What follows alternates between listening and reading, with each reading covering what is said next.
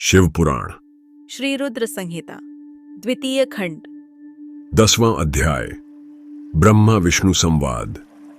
ब्रह्मा जी बोले, नारद, काम के चले जाने पर श्री महादेव जी को मोहित कराने का मेरा अहंकार गिरकर चूर चूर हो गया। परंतु मेरे मन में यही चलता रहा कि ऐसा क्या करूं जिससे महात्मा शिव जी स्त्री ग्रहण कर लें। यह सोचते सोचते मुझे विष्णु जी का स्मरण हुआ। उन्हें याद करते ही पीतांबरी श्री हरि विष्णु मेरे सामने प्रकट हो गए।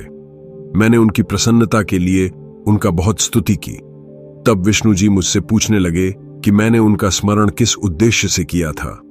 यदि तुझे कोई दुख या कष्ट है तो कृपया मुझे बतलाओ, मैं उस दुख को मिटा दूंगा। तब मैंने उनसे कहा, हे केशव, यदि भगवान शिव किसी तरह पत्नी ग्रहण कर लें अर्थात विवाह कर लें तो मेरे सभी दुख दूर हो जाएंगे, मैं पुनः सुखी हो जाऊंगा। हे विधे, मेरी यह बात सुनकर भगवान मधुसूदन हंसने लगे और मुझे लोक संगत व्याख्या हर्ष बढ़ाते हुए बोले, हे ब्राह्मण, मेरी बातों को सुनकर आपके सभी भ्रमों का निवारण हो जाएगा। शिव जी ही सबके कर्ता और भर्ता हैं। वे ही इस संसार का पालन करते हैं, वे ही पापों का नाश करते हैं। भगवान शिव ही परब्रह्म, परेश, निर्गुण, नित्य, अनिदेश्य, निर्विकार, अद्वितीय, अनंत और सबका अंत करने वाले हैं। वे सर्वव्यापी हैं। तीनों गुणों का आश्रय देने वाले ब्रह्मा, विष्णु और महेश नाम से प्रसिद्ध रजोगुण, तमोगुण, सतोगुण से दूर एवं माया से रहित हैं।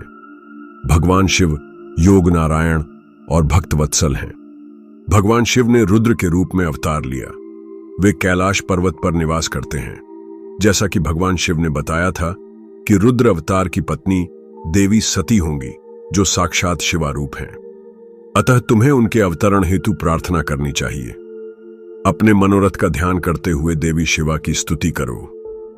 वे देवेश्वरी प्रसन्न होने पर तुम्हारी सभी परेशानियों और बाधाओं को दूर कर देंगी। इसलिए तुम सच्चे हृदय से उनका स्मरण कर उनकी स्तुति करो। यदि शिवा प्रसन्न हो जाएंगी तो वे पृथ्वी पर अवतरित होंगी। वे इस लोक में किसी मनुष्य की पुत्री बनकर मानव शरीर धारण करेंगी। तब वे निश्चय ही भगवान रुद्र को वरण कर उन्हें पति रूप में प्राप्त करेंगी। तब तुम्हारी सभी इच्छाएं अवश्य ही पूर्ण होंगी। अतएव तुम प्रजापति दक्ष को यह आज्ञा दो कि वे तपस्या करना आरंभ करें। उनके तप के प्रभाव से ही पार्वती देवी सती के रूप में उनके यहां जन्म लेंगी। देवी सती ही महादेव को विवाह सूत्र में बांधेंगी। शिवा और शिवजी दोनों निर्गुण और परम ब्रह्म स्वरूप हैं और अपने भक्तों के पूर्णतः अधीन हैं। वे उनकी इच्छानुसार कार्य करते हैं। ऐसा कहकर भगवान श्री हरि विष्णु वहां से अंतर्धान हो गए। उनकी बातें सुनकर मुझे बड़ा संतोष हुआ, क्योंकि मुझे मेरे दुखों और कष्टों का निवारण करने का उपाय मालूम हो गया था। अध्याय समाप्त। धन्यवाद। हमें उम्मीद है कि आपको यह एपिसोड पसंद आया होगा। अगर हां, तो कृपया हमारे पॉडकास्ट को सब्सक्राइब करें ताकि आप भविष्य के एपिसोड मिस न करें। अपने दोस्तों और परिवार के साथ इसे जरूर शेयर करें और हमें रेटिंग देना न भूलें, क्योंकि आपका समर्थन हमें और बेहतर कंटेंट बनाने के लिए प्रेरित करता है। अगले एपिसोड में फिर मिलेंगे। तब तक के लिए अपना ख्याल रखें और जुड़े रहें।